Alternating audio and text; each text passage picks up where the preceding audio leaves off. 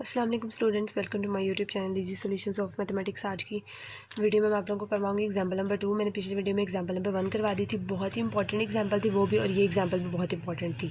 ये illustrative examples हैं और ऑयलर-लैग्रांज इक्वेशन की ये एक तरह से हमारे पास एप्लीकेशंस भी हैं। पिछली वीडियो में जो हमने एग्जाम्पल की थी वो ऑयलर-लैग्रांज इक्वेशन में अगर हमारे पास एक इंडिपेंडेंट और एक से ज़्यादा डिपेंडेंट वेरिएबल्स हों तो उस तरह के क्वेश्चन को हम किस तरह से सॉल्व करते हैं।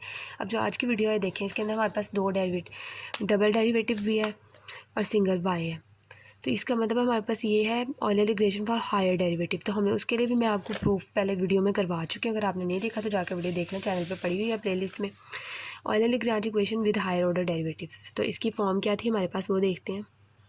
ये थी हमारे पास इसकी जनरल फॉर्म निकली थी।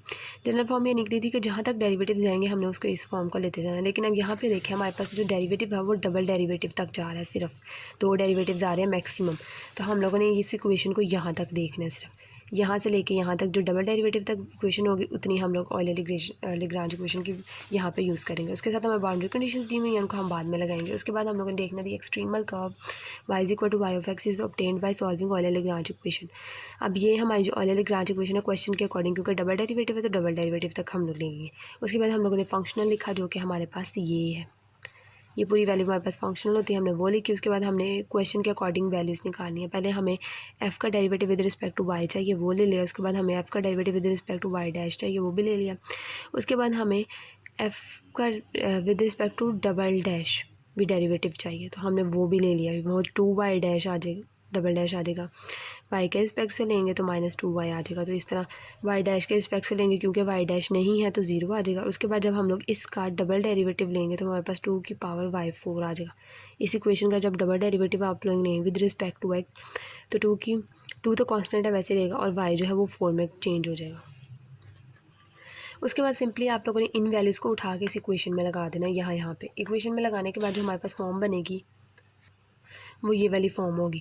इसको हम लोगों ने सिंप्लीफाई कर लिया, 2 को कॉमन ले लिया। उसके बाद हमने d फॉर -1 लिख लिया। बिल्कुल पिछली एग्जांपल की तरह इसकी फॉर्म बनी थी वो उसी तरह ये बनेगी। हाँ, यहाँ से हमारे पास जो रूट्स आएंगी वो आएंगी, ये हमारे पास d की रूट्स आ गई, हमने y के अकॉर्डिंग सोल्यूशन लिख लिया। उसके बाद हम लोगों को जो गिवन बाउंड्री कंडीशंस हैं y और y डैश की फॉर्म में दी गई हैं। तो हमें y तो मिल गया है, तो हमें उसका डैश भी तो लेना है ताकि हम लोग बाउंड्री कंडीशंस अप्लाई कर सकें और कांस्टेंट की वैल्यूज़ फाइंड कर सकें। तो ये निकला था हमारे पास y, तो हमने उसका y डैश निकाल लिया। उसके बाद पहली बाउंड्री कंडीशन जब हम लोग y पे लगाएंगे तो जहाँ जहाँ पे x है वहाँ पे 0 पुट किया और उसको इक्वल टू 1 रख दिया, तो हमारे पास c1 + c2 + c3 आ जाएगा। उसके बाद हम लोगों ने जब दूसरी बाउंड्री कंडीशन जो है वो y की, सिंपल y की लगाई, x की जगह पर हमने π/2 पुट कर दिया, तो वो हमारे पास इक्वल टू 0 कर दिया हमने उसको। तो ये इक्वेशन हमारे पास बनी। उसके बाद हम लोगों ने y dash of 0 is equal to 0 किया, तो हमने जहाँ पे y डैश के अंदर हमारे पास जहाँ जहाँ पे 0 x था वहाँ पे हमने 0 रख दिया और उसको हमने इक्वल टू 0 कह लिया। उसके बाद हम लोगों ने y डैश में ही π/2 लगाया, जहाँ जहाँ पे x था वहाँ पे π/2 लगा दिया, इक्वल टू उसको 1 कह लिया हमने।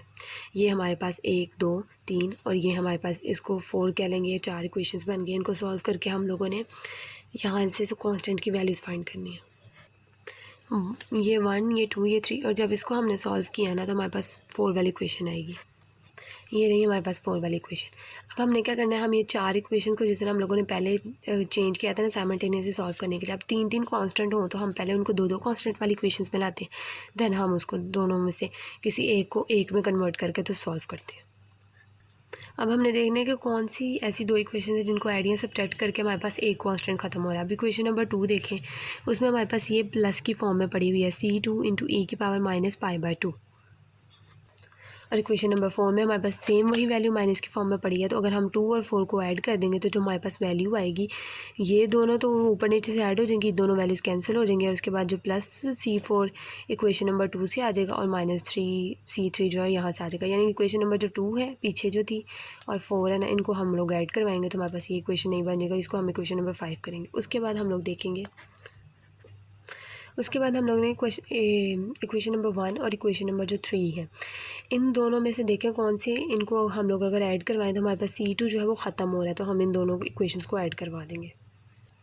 इन्हें जी ऐड करवा दिया। अब हमारे पास जो 4 की फॉर्म कांस्टेंट के फॉर्म्स में थी इक्वेशंस, वो हमारे पास 3 की फॉर्म में आ गई हैं, और आई भी इस तरह के, ये भी c1 c3 और c4 की फॉर्म है, ये c1 c3 और c4 की फॉर्म है। अब हम लोगों ने क्या करना है, हम लोगों ने 2 और 3 को सब्ट्रैक्ट करना है। अच्छा एक चीज़, ये जो स्टेप्स है ना ये थोड़े से मुझसे एक्स्ट्रा हो गए हैं, मैंने देखा नहीं। ये वाले तो किए तो बिल्कुल ठीक है, लेकिन मैं करते हुए देखा तो ये इन 2 स्टेप्स की वजह से ना क्वेश्चन बहुत ज़्यादा लेंथी हो रहा था और इनमें इतनी ज़्यादा कटिंग नहीं है। आप खुद देखेंगे अब ये क्वेश्चन जो है ये e π/2 की फॉर्म में आ गया और ये c1 की फॉर्म में आ गया, इनमें से अब कुछ भी नहीं कट रहा। तो अब ये एक कांस्टेंट किसी एक कांस्टेंट की, यानी इनको ऐड या सब्ट्रैक्ट करवा के किसी एक कांस्टेंट की वैल्यू निकालेंगे तो 2 कांस्टेंट की फॉर्म में क्वेश्चन चला जाएगा। हमें 2 की फॉर्म में नहीं चाहिए, 3 की। हमें जो एक कांस्टेंट है वो 2 कांस्टेंट की फॉर्म्स में नहीं चाहिए, हमें एक कांस्टेंट एक ही कांस्टेंट की फॉर्म में चाहिए। जिस तरह हम लोगों ने b को इक्वल टू a कर दिया था, अब इसमें हम लोग यहाँ c3 की वैल्यू निकालेंगे तो वो c4 और c1 की फॉर्म में आएगी। इधर से भी यही हिसाब हो रहा है, इस वजह से हम लोगों ने इस तरह नहीं करना। ये वाले 2 स्टेप्स आप लोग छोड़ दें। इक्वेशन नंबर 4 तक करने के बाद हम लोगों ने इक्वेशन नंबर 2 और 3 को सब्ट्रैक्ट करवाना है। एक तरह से अच्छा ही हुआ, वो वाले एक्स्ट्रा स्टेप्स भी मैंने आप लोगों को बता दिए हैं। वो इस तरह से कि आप लोगों ने बस देखना है कि किस तरह से क्वेश्चन मिनिमाइज़ हो रहा है। आंसर भले बड़ा आ रहा हो, क्योंकि आंसर तो बड़ा आना है और दूसरी फॉर्म में भी आना ही है, तो आपने किस तरह से क्वेश्चन को देखना है। 2 और 3 वाली जो इक्वेशंस है, अब इसको अगर हम लोग देखें तो ये c1 c2 और c4 की फॉर्म है। ये c1 c2 c4 असल में हम लोगों ने ये चीज़ देखनी है। जो इक्वेशन को हम लोग ऐड सब्ट्रैक्ट करवा रहे हैं उनमें कॉन्स्टेंट सारे सेम ही है ना, भले कट कोई एक आधा हो रहा हो या वो भी ना हो रहा हो जाए। वैसे हो रहा होगा ज़रूर, कोई एक ही हो रहा हो तो बाकी तो नहीं ना, बाकी तो आ रहे हैं ना, यानी 2 के फॉर्म में। अगर हम इन दोनों को सब्ट्रैक्ट करवा देंगे तो हमारे पास c4 जो है वो ख़त्म हो जाएगा, तो हमारे पास इक्वेशन c1 और c2 के फॉर्म में रह जाएगी। तो हमें तो यही चाहिए, हमने रिड्यूस करना है इनको, मज़ीद रिड्यूस करना है। तो जिस तरह मैं सॉल्व कर रही, ये दो स्टेप्स मैंने जो आपको बताए हैं एक्स्ट्रा उस तरह कर रही थी ना, तो वो रिड्यूस नहीं थी हो रही। अब इन दोनों को सब्ट्रैक्ट करवाते हैं। जब इक्वेशन नंबर 2 और 3 को आप लोग सब्ट्रैक्ट करवाएंगे ना तो वो रिड्यूस होकर इस फॉर्म में आ जाएगी, उसको हम लोगों ने a कह लिया। उसके बाद जो बाकी 2 बचेंगे उनको हम लोग देखते हैं क्या करना है। इन दोनों में c4 कॉमन था 2 में और 4 में, तो हमने ऐड सब्ट्रैक्ट करवा लिया, तो हमारे पास जो c4 है वो ख़त्म हो गया। 2 और 4 में c4 कॉमन था, इनको सब्ट्रैक्ट करवाया तो हमारे पास ख़त्म। अब हमने देखना है 1 में और 4 में हमारे पास क्या कॉमन है। सॉरी मैं बोलते हुए शायद गलती करी हूँ, क्वेश्चन में 2 और 3 को सब्ट्रैक्ट करवाया है हमने, मैंने ऊपर मेंशन किया और आगे पता चल जाएगा। उसके बाद हमने 1 को और 4 को देखना है। इक्वेशन नंबर जो 1 है ना उसके अंदर हमारे पास c3 पॉजिटिव है, इसमें c3 नेगेटिव है। अगर हम इन दोनों को ऐड करवा देंगे, अगर 1 को और 4 को, तो हमारे पास जो इक्वेशन बनेगी वो ये होगी, ये वाली बन गई। अब ये देखें, ये भी 2 कांस्टेंट की फॉर्म में आ गई, ये वाली इक्वेशन भी 2 कांस्टेंट की फॉर्म में आ गई। अब हमने इन दोनों को सॉल्व करना है। अब लोग हम सबसे पहले क्वेश्चन नंबर a को उठाएंगे, यहाँ से हम c2 की वैल्यू निकाल लेंगे। c2 पहले ये दूसरी तरफ जाके पूरी वैल्यू माइनस हो जाएगी c1 वाली, उसके बाद ये वाली जो वैल्यू इसके साथ मल्टीप्लाई और ये इधर आकर डिवाइड हो जाएगी, तो ये हमारे पास नेक्स्ट आ गई c3। उसके बाद हम लोग एक क्वेश्चन से वैल्यू निकाल कर दूसरे में पुट करते हैं साइमल्टेनियसली सॉल्व करने के लिए। a से वैल्यू निकाल ली, अब हमने इसे b में पुट कर देना है, पुट इन b में पुट करेंगे जहाँ पर हमारे पास c2 की वैल्यू निकली है ना, तो जब b में c2 है जहाँ पे, वहाँ पे हम ये वाली पूरी वैल्यू जो है ना c2 की वो लगा देंगे। उसके बाद हम लोगों ने क्या किया, एलसीएम लेना है, इसको इसके साथ मल्टीप्लाई करवाया, माइनस ये वाली वैल्यू सारी इस तरह मल्टीप्लाई हो गई। c1 को हम लोगों ने बाहर कॉमन निकाल लिया, क्योंकि इसमें ये भी c1 आ रहा था, यहाँ पे भी ऑलरेडी इक्वेशन का, और यहाँ से भी c1 आ रहा था, तो पूरी इक्वेशन c1 में चलेगी।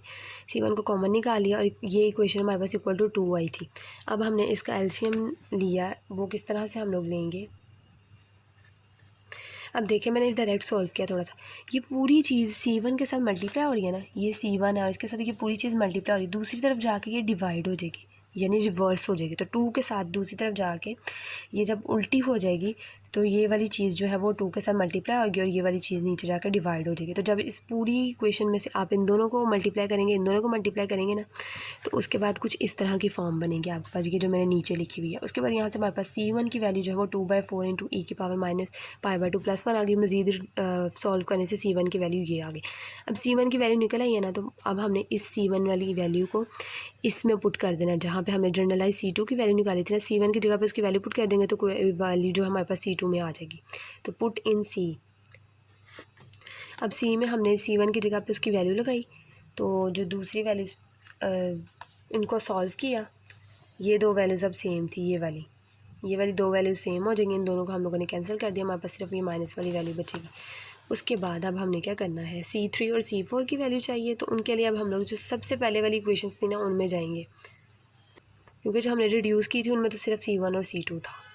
तो हमने 3 के लिए हम लोग 3 के लिए इन 4 इक्वेशंस में से कोई उठाएंगे। तो हम लोग देख लेते हैं C3 के लिए हम लोग C1 को ही उठा लेते हैं सीधा सा। अब यहाँ पे C1 की जगह पे उसकी वैल्यू, C2 की जगह पे उसकी वैल्यू फाइंड करेंगे और यहाँ पे C3 रहेगा और इक्वल टू 1 यहाँ से हम लोग वैल्यू निकालेंगे C3 की। लें जी, इक्वेशन नंबर जो 1 थी उसके अंदर अब हमने क्या किया, यहाँ पे C1 plus C2 plus C3 था ना, तो वो दोनों प्लस वाली वैल्यूज़ इधर आके नेगेटिव की हो जाएंगी ना, तो उनको आप चाहें तो एक स्टेप एक्स्ट्रा भी कर सकते हैं। यहाँ पे C1 की वैल्यू लिखी प्लस C2 की value plus C3 is equal to 1 और उसके बाद वो वाली 2 वैल्यूज़ उठा के इधर ले आएंगे तो ये चीज़ बन जाएगी। उसके बाद इनका एलसीएम वगैरह लिया, सॉल्व किया, तो यहाँ से हमारे पास C3 की वैल्यू ये आ गई। उसके बाद हम लोगों ने इक्वेशन नंबर 2 में C3 की वैल्यू को पुट कर देना है। उसके बाद देखेंगे क्वेश्चन नंबर 3 में अगर हम C1 और C2 की वैल्यू निकालें तो C4 की वैल्यू आराम से निकल आएगी। तो हम लोग 3 में पुट करेंगे। हमने क्या पुट वैल्यूज़ इन 3, C1 plus C2 plus C4 आ गया हमारे पास यहाँ पे। अब यहाँ से दोनों वैल्यूज़ को उठा कर दूसरी तरफ ले जाएंगे, वो नेगेटिव की हो जाएंगी, दोनों को सॉल्व करेंगे हम एलसीएम वगैरह लेके, तो हमारे पास C4 की वैल्यू ये आ गई। अब put C1 C2 C3 and C4 इन ए, जो हमारा y निकला था जिसमें से हम लोगों ने कॉन्स्टेंट की वैल्यूज़ फाइंड कर ली हैं। अब हमने वहाँ पर ये C1 C2 C3 C4 की वैल्यूज़ लगा दी। बेसिकली बाउंड्री कंडीशंस में यही फाइंड करने होते हैं। तो हमने इसके अंदर वैल्यूज़ C1 C2 C3 4 तक हमने वैल्यूज़ निकाली हैं, तो हमें एंड पे ए में उनकी वैल्यूज़ को पुट कर देना। तो इस तरह से हमारे पास ये आंसर आ जाएगा। उम्मीद है आप लोगों को समझ आई होगी। अगर आपका भी कोई क्वेश्चन है तो कमेंट सेक्शन में आप मुझसे पूछ सकते हैं। मेरी वीडियो पसंद आई तो प्लीज़ मेरे चैनल को सब्सक्राइब करें, वीडियो लाइक करके प्लीज़ अप्रिशिएट ज़रूर किया करें और अपने फ्रेंड्स के साथ भी मेरी वीडियोज़ को शेयर करें ज़्यादा से ज़्यादा। Thank you so much.